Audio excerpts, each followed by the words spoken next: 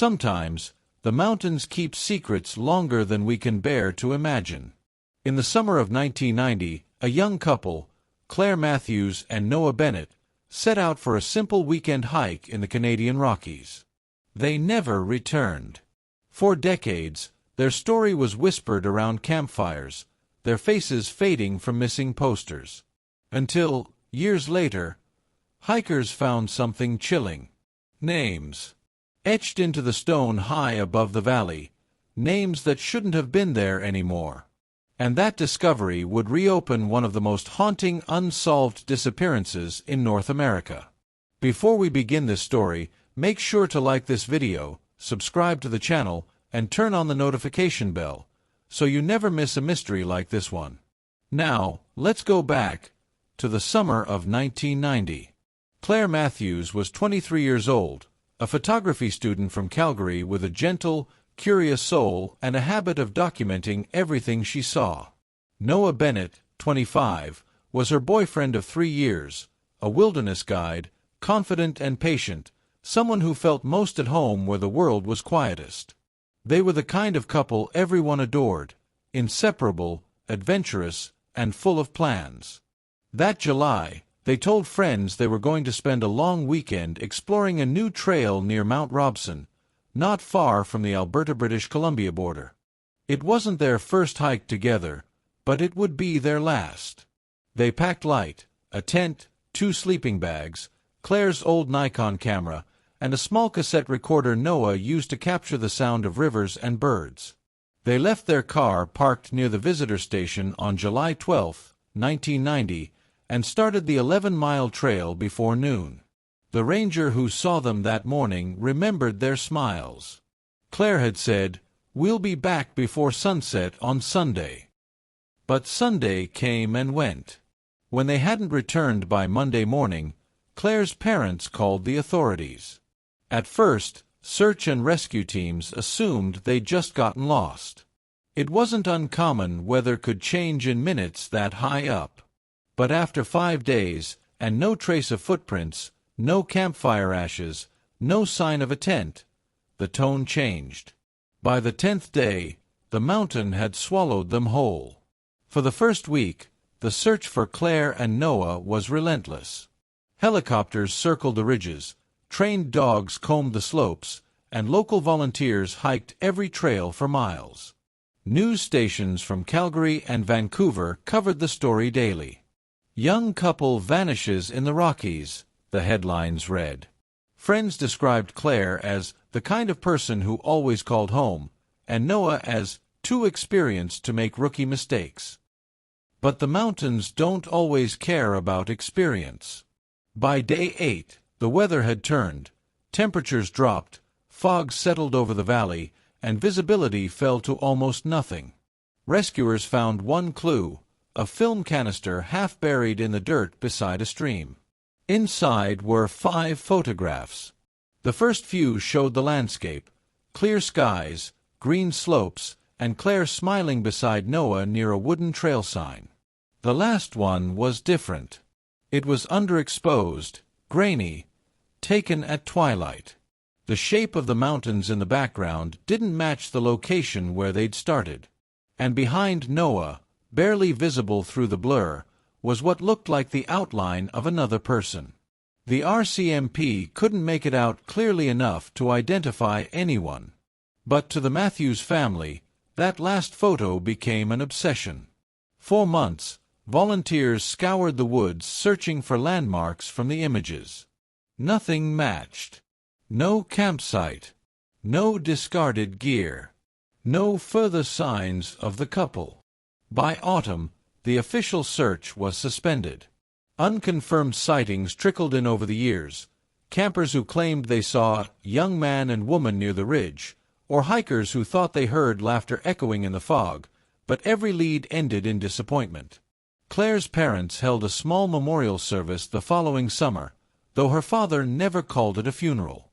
He once told a reporter, "Until I see her, she's not gone. She's just somewhere the rest of us can't reach." By 1995, the case was considered cold. The trail where they vanished became unofficially known as Lover's Path. Most avoided it after dark. Locals said the wind up there sometimes sounded like voices calling names. And then, 15 years later, everything changed.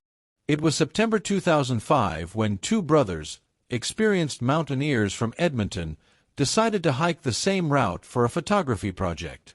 The trail had long since been reclaimed by nature, overgrown, quiet, almost erased.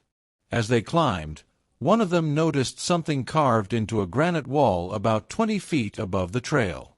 At first, it looked like graffiti, just rough letters scratched into the stone. But when they got closer, their stomachs dropped. It read, Claire M., Noah B., 1990.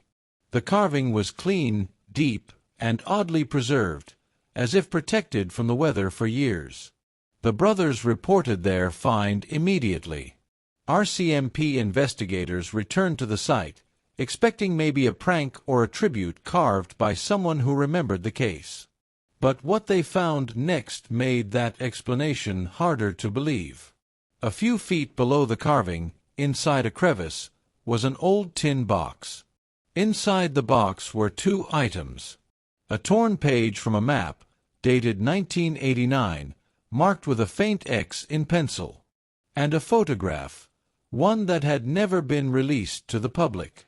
It showed Claire and Noah standing by a lake that didn't exist on any official maps of the area. Experts verified the age of the photo paper and film type. Both matched what was used in 1990. But there was no logical way anyone could have had access to it, unless they were with the couple when they vanished. That photo reignited everything. Reporters flooded back. Theories exploded. Some believed they had stumbled upon a hidden part of the Rockies, isolated from the main trail, and died there unnoticed. Others claimed the couple might have survived for a while, maybe even long enough to carve their names before they were lost again. And then there were those who thought something else happened, something no one wanted to say out loud. When the story of the carving broke, the old case of Claire and Noah became national news again. Journalists interviewed retired searchers, family members, and even the ranger who last saw them alive.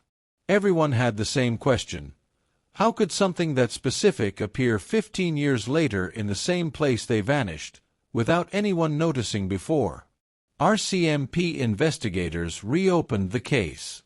This time, they brought advanced equipment: ground-penetrating radar, drones, forensic geologists. Not far from the carved rock, under a small landslide zone, they found remnants of a campsite, decayed fabric, a melted flashlight, and rusted metal consistent with a 1980s camping stove. DNA tests confirmed what everyone feared. The fragments matched Claire and Noah. But the placement didn't make sense. The site was deep off the trail, on a steep, unmarked slope, an area search teams from 1990 never reached. It looked as though they had taken shelter there for days, maybe even weeks, before something tragic happened. The autopsy reports were inconclusive, no signs of foul play, but no clear evidence of cause of death either. Exposure, exhaustion, or even an avalanche, the coroner said. But there was one detail investigators couldn't explain: the carving. Forensic dating placed it much newer than 1990, closer to early 2000s. Someone had etched their names long after they were gone. Locals began whispering theories again. Some said a hiker found their remains years earlier and carved the names as a tribute. Others believed Claire and Noah weren't alone that night in 1990. One ranger, a veteran who worked the original search, admitted he once heard two faint voices calling names through the fog near the ridge years after the case went cold. He said the sound came from above him, echoing from the stone face where the carving would later be found. Still, there was no proof. That winter, the RCMP closed the investigation for good. The mountain was declared too unstable for further searches. Claire and Noah's families finally had remains to bury. But the mystery, the how, the when, and the who carved their names, never faded. In 2015, a decade after the carving discovery, a group of hikers uploaded drone footage of the same region. When investigators reviewed the video later, something chilling appeared in a frame that was almost missed. On the very same ridge, just above where Claire M. Noah B. 1990 had been carved, were two new names, faintly etched beside them. They weren't clear, but one appeared to read E. Miller, and the other D. Haynes. Authorities reached out to every permit log and hiking record from that year. There were no hikers registered under those names. None. The location was remote, icy, nearly unreachable without ropes. It made no sense how anyone could have gone there unnoticed. To this day, the mountain remains off-limits during the colder months. Locals say that sometimes, when fog drifts through the valley, you can still hear two faint voices, one calling for help and the other whispering a name. Claire and Noah's story has become a legend of the Rockies. Maybe they got lost. Maybe they found something no one else ever did. Or maybe, just maybe, the mountain keeps their story alive, reminding us that some places never forget the people who vanish within them. Thank you for watching. If you found this story chilling, don't forget to like this video, subscribe, and turn on the notification bell, so you never miss the next mystery. Until next time, stay curious, stay safe, and remember, the wilderness has memories of its own.